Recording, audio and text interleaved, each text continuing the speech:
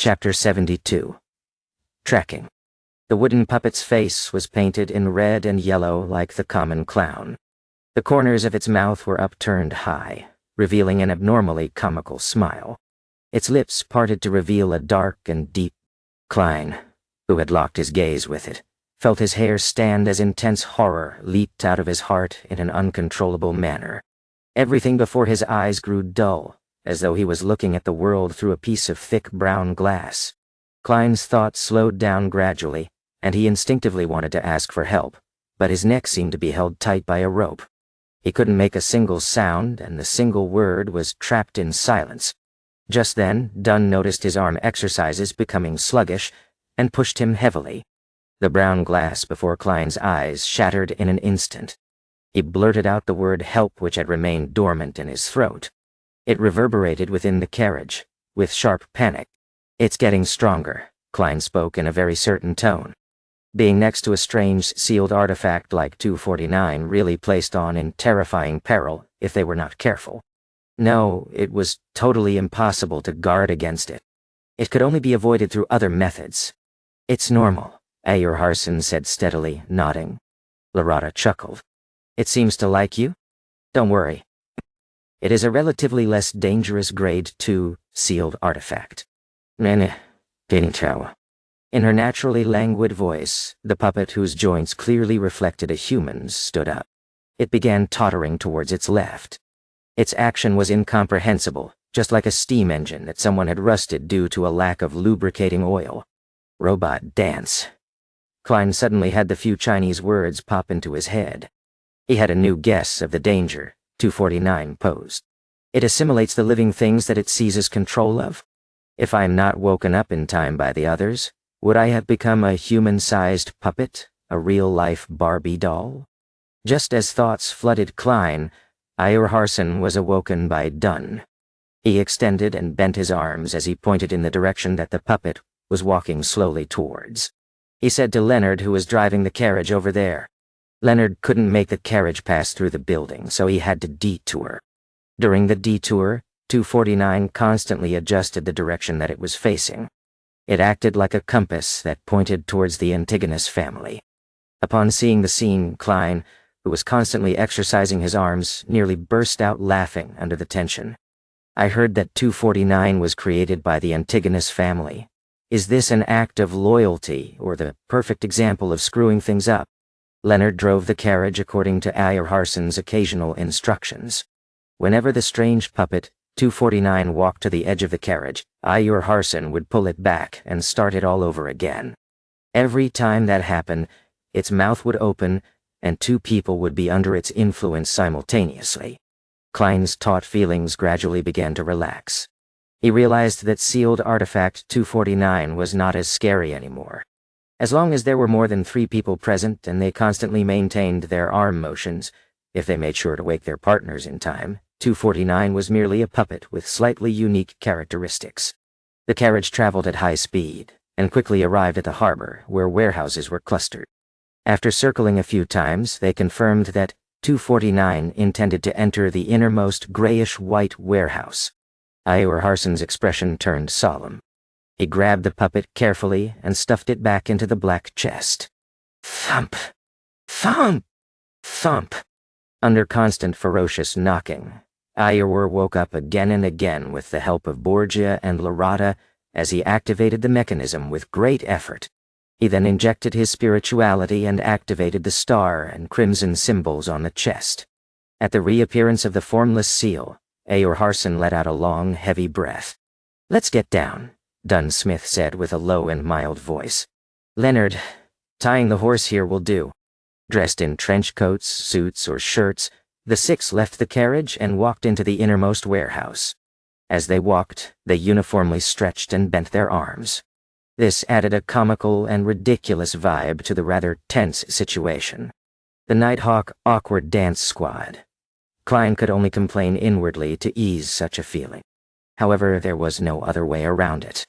According to his observations, 249 first affected the upper body. Therefore, to detect it in time to prevent a more dangerous situation from developing, they only had the choice of extending and bending their arms, shake their necks or bodies. However, the latter only made one look like a hooligan. As for actions like blinking eyes and striking one's eyebrows, they were either too easily ignored, or the action was too big. Neither was a good option. This awkward dance squad is better than Causeway Bay. Triad members. Klein sighed in resignation and followed Captain Dunn Smith and company. As they approached the warehouse's door, the deeper his anxiety and worry became. No one knew what kind of effect the notebook had on Ray Bieber. If something dire happened, Klein did not dare pin his hopes on transmigrating again. Furthermore, he discovered that he could still be injured and bleed while chopping ingredients for dinner. The speed at which he recovered at was normal too. He wasn't some kind of monster that was impervious to combat or death. As they walked, Dunn suddenly lowered his non-moving hand and made a pressing gesture to beckon everyone to stop 10 meters away from the warehouse's door. Klein, divine if there is any danger in the warehouse. It'd be better if you could tell the level of danger, Dunn said as he turned his head to Klein. His gray eyes looked deep as usual. There was no fear. Klein gave an unnoticeable nod and stopped the hand exercise. He extended his right hand to his left cuff and removed the silver chain that had a hanging piece of topaz. As he was still moving his arms, Dunn realized his sluggish actions in time and woke him up with a nudge. Klein held the silver chain with his left hand and allowed the topaz to hang down naturally. Simultaneously, he moved his right arm, but with a much smaller range of motion. When the topaz stabilized, he half closed his eyes, outlined the spherical light, and entered cogitation. He then mumbled, "There's danger in the warehouse. There's danger in the warehouse. Oh." After 7 times, he opened his eyes and saw the hanging topaz slowly going in clockwise circles. It turned faster and faster, and in the end, Klein felt like it was pulling his left hand. "There's danger, great danger," Klein replied honestly. Clockwise meant affirmation to the chanted statement, while counterclockwise meant denial. To other Beyonders, even a mystery prior, using spirit dowsing could only determine if there was danger, but it was unable to obtain information regarding the level of danger. However, Klein discovered that when he used spirit dowsing, the pendulum would spin at different speeds, revealing the degree of the answer. Although it was not very accurate and extremely vague, it allowed one to have a rough assessment of the actual situation. As expected of a seer potion, Klein was rather happy with the outcome. Just as he was about to put away the topaz pendulum, Leonard Mitchell, who had maintained his silence, suddenly spoke. "Divine if there is danger around us also." Dunn nodded in agreement. "Yes, I am worried that the secret order will not give up, and that it has placed Ray Bieber's house under constant surveillance. They could have followed us here and could cause trouble at a critical moment."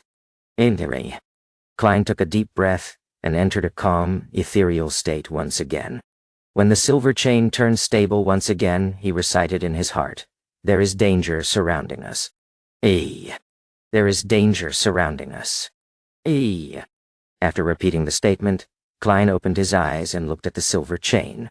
In his dark brown eyes, the topaz pendulum first moved counterclockwise with difficulty. Then, it suddenly paused and started moving clockwise. "There is danger surrounding us." Klein felt a tug on his heartstrings as he spoke carefully. Furthermore, someone had tried to intercept his divination, but had lost to him in the invisible fight.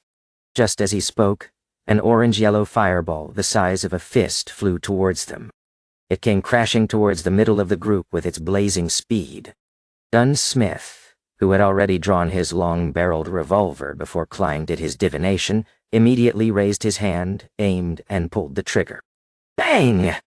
The fireball didn't seem to be affected by the gunshot, but continued its original trajectory, as though it was forcing everyone to scatter from dodging. Klein originally thought nothing of the troublemaker who was following them. After all, there were 6 Beyonders present. They were not even short of Sequence 8 and Sequence 7 experts. It was a lineup that was practically unstoppable in a small city like Tingen. But when the fireball smashed down, he came to a sudden realization. To them, the most dangerous enemy was not the tracker nor the troublemaker. It wasn't even Ray Bieber who was in the warehouse in an unknown state, but the sealed artifact 249. Once they dispersed and the battle began, they wouldn't be able to wake each other in time. Then they would turn into real-life puppets one after another. As these chaotic thoughts bombarded him, Klein was pulled by Leonard aside to dodge the fireball. Without the time to feel anguish for his clothing, he saw the Nighthawk split off into two groups while dodging. It was done very orderly. Phew! The orange-yellow fireball landed on the ground, but didn't stir one bit of dust. It disappeared as though nothing had happened. An illusion? Just as this thought came to him, Klein saw Ior Harson lift the black chest and threw at least 10 meters away. "Stay away from it. Watch it," Ayer shouted. Before he finished his shout, Leonard and Borgia had separately approached it. They stood at least 7 meters from the chest to prevent anyone from approaching. As for Dunn and Lorada, they each held guns. They stood beside Ior Harson, who had drawn a thin silver sword. They took up a formation resembling a crescent as they rushed towards the origins of the fireball, while taking note of the peripheral regions. Upon seeing this scene, Klein, who needed to do the arm exercises without his cane, immediately heaved a sigh of relief. He realized he had overlooked an important matter. 249 had a limited range of influence. As long as they were at a sufficient distance from it, they did not need to worry about the danger. Klein rolled over and stood up. He stuffed his topaz pendulum into his pocket with one hand while he reached into his holster for his revolver with the other.